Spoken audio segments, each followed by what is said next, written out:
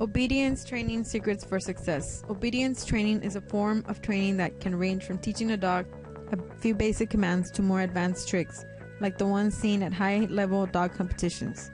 A highly obedient dog is one that can perform any given number of tricks consistently. A dog that has gone through obedience training may listen, but they may not be obedient. This article will share some tips on how to take your dog training to another level.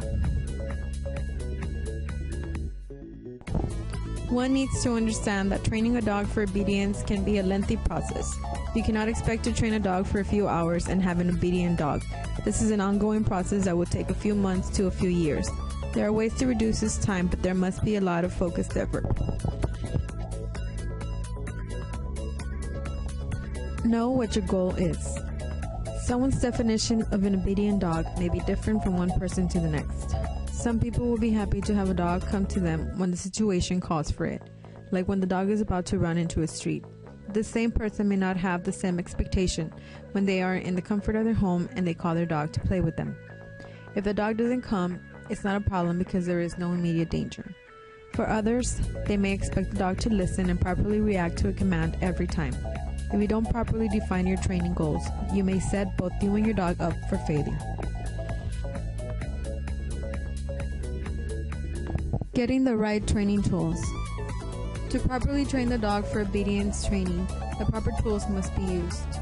There are a variety of tools one can use when training the dog. Collar.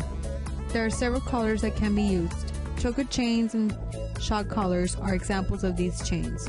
Though it is still used in different parts of the world, it is slowly losing popularity. For non-corrective methods, it's best to use a normal or flat collar. It's merely used so that it can be connected to a leash. Leash.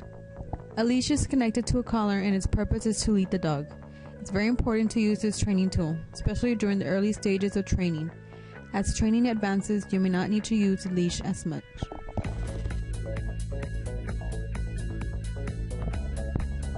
Head halter.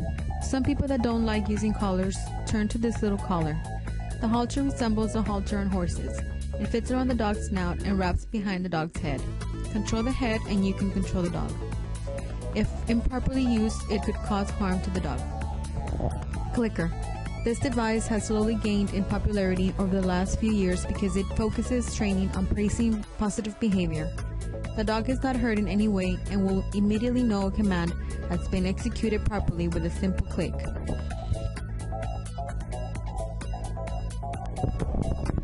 Choosing an obedience training program. There are quite a few training programs in the market today, and it may be a little hard to choose which one to go with.